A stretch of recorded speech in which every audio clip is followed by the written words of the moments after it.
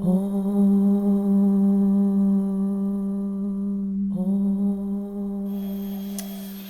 to find the guru, how to find the teacher. You may have heard it. It is said that when the student is ready, the teacher appears. And that is true.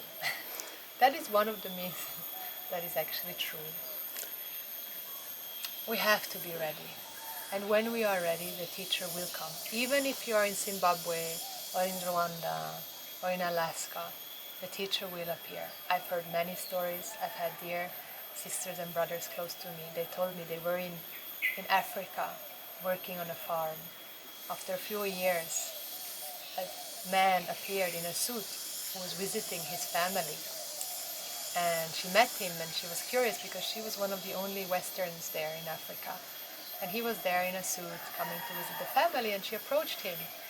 And she said, "What are you doing here? And very interesting that you are here." And he said, "Yeah, I'm an Ayurveda teacher and I'm also a Vedanta teacher." But he was in a suit, which is totally fine. That's also another notion, the notion how a guru should look like. But now we are how to find the guru. So he was in a suit visiting his family, and she discovered that he was a knowledgeable person in Ayurveda and in Vedanta. And she started to ask him questions.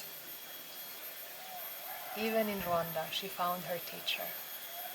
And so, like that, there are many stories when we are ready, just like me, when I was ready, when I had the burning question, who am I? What's the purpose of life? And I wanted to get rid of, neutralize all my pain and all my suffering in my life. My teacher appeared, but he didn't appear before I was really ready. I know also other examples where the teacher does appear before the students are ready. So they get a little glimpse, but then they don't stay with it. So one thing is, when we are not really ready, we might even meet a teacher, but we don't see the person as a teacher. We don't recognize, oh, this is a teacher. So there is the story of Arjuna and Krishna. Arjuna and Krishna, they were best friends for many, many, many years. Krishna was always at Arjuna's side. Arjuna was a great warrior. He was the best archer.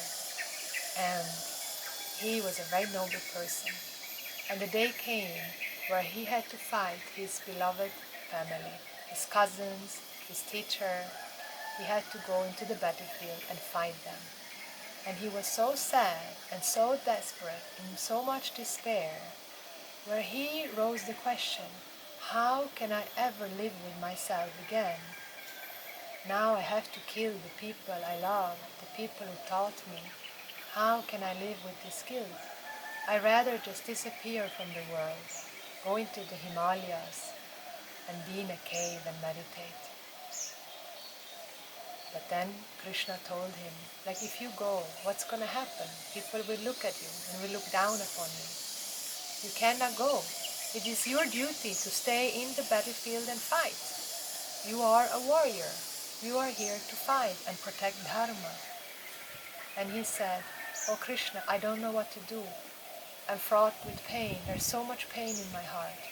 And he fell on his knees, filled with tears in his eyes, and he said, "I am your student.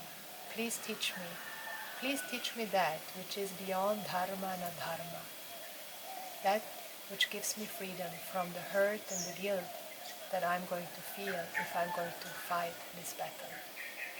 Only after many, many, many years, when he was in this desperate situation, he became a student. And of course, Krishna was so happy because finally his beloved friend discovered a teacher, and he was so happy to teach him because he was with this knowledge all the time, the knowledge that frees one's heart from suffering. But he couldn't teach him before Arjuna was ready. His eyes, his ears, they were interested in other forms and objects and sounds. He was not interested in looking inward or looking at himself and discover the real problem of all his problems, which is self-ignorance. So in the same way, at times we have to be in the most desperate situation in order to wake up and have the questions arise. The question, is there more to this life? Am I a person that is fallible, a person that is filled with suffering and despair and frustration and fear? Is there something beyond death? Can I conquer death? And only when those questions are there and I'm ready to listen, then the teacher will appear. And then it's on my part to stay with the teacher and the teaching. So, how to find a teacher? When you are ready, he or she will come.